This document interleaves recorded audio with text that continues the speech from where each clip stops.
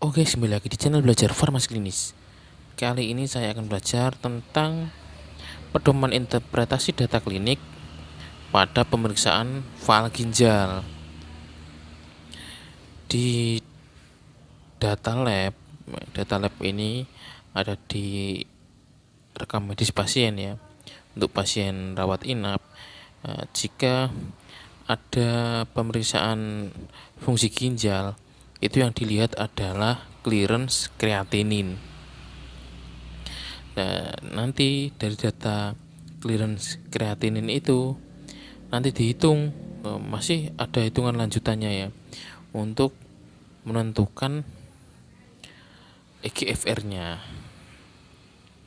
EGFR ini untuk menilai ini penyakit ginjalnya stadium berapa. Kan ada stadium 1, 2, 3, 4 sampai 5.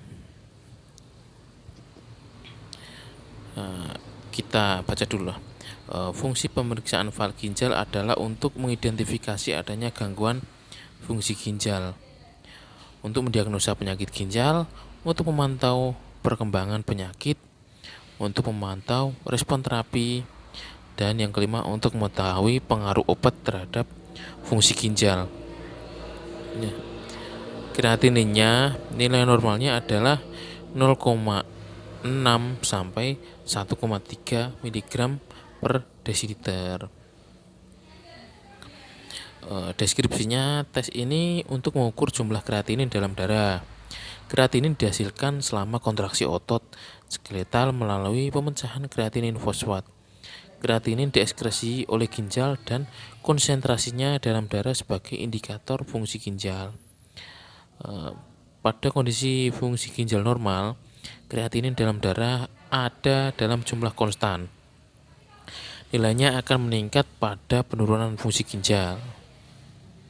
Serum kreatinin berasal dari massa otot, tidak dipengaruhi oleh diet atau aktivitas, dan diekskresikan seluruhnya melalui glomerulus. Tes kreatinin berguna untuk mendiagnosa fungsi ginjal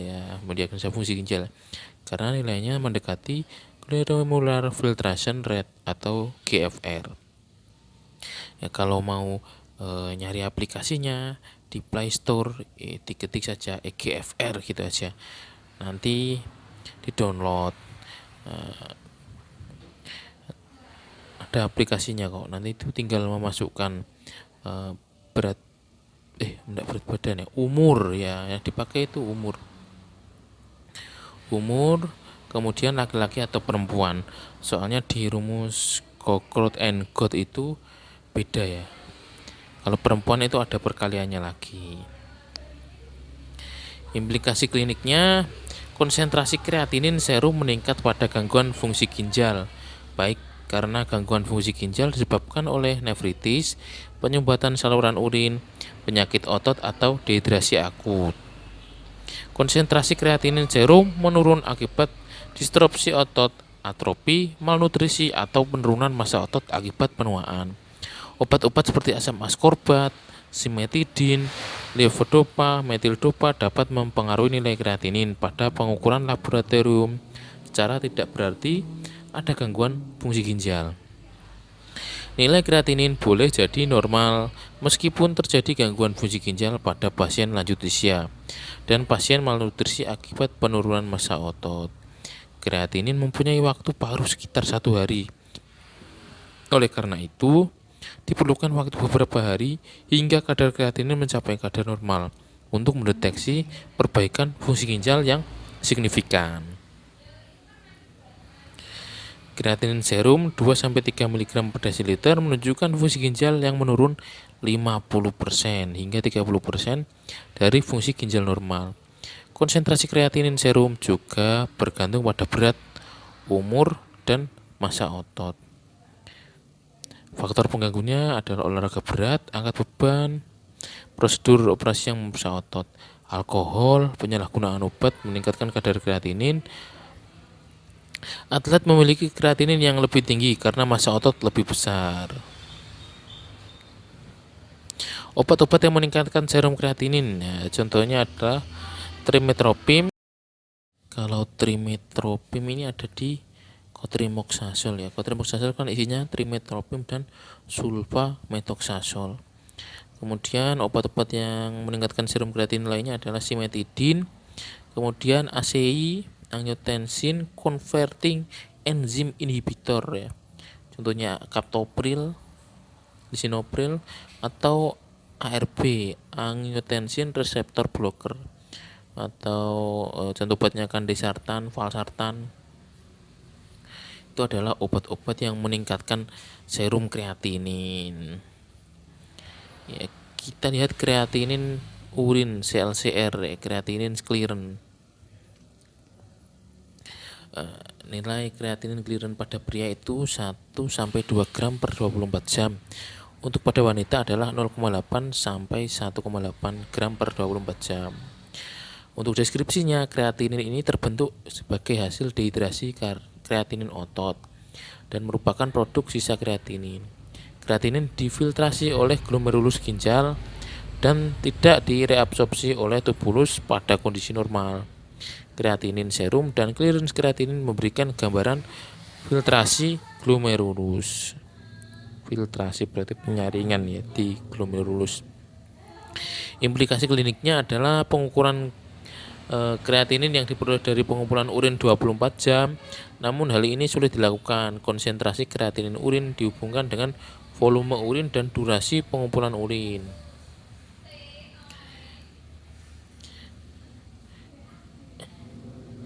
Ini kategori kerusakan ginjal berdasarkan kreatinin serum. Nah, perhitungannya biasanya pakainya yang Cockcroft dan Gold ini loh.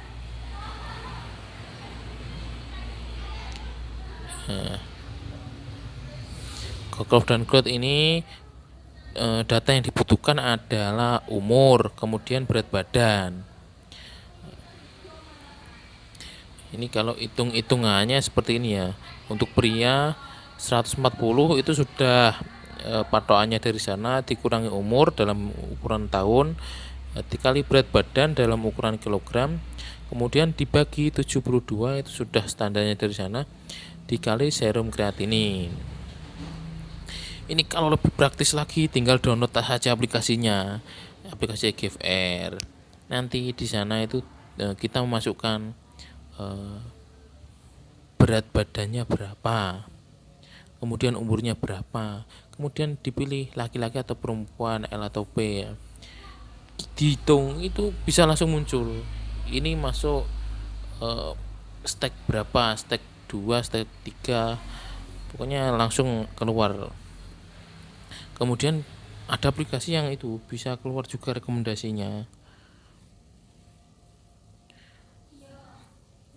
Kalau pada wanita ini hitungannya ya dikali 0,85, bedanya di situ. Kalau pria tidak perlu dikali 0,85.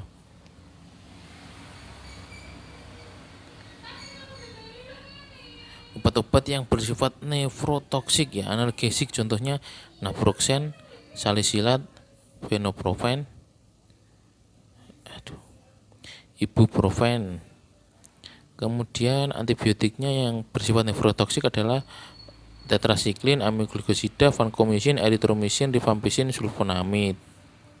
Ya, kalau diuretik furosemid, diazid, manitol.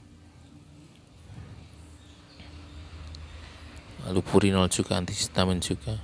Nah, ini clearance kreatinin ya, CLCR, tingkat kerusakan ginjal parah kurang dari 10 ml per menit ya.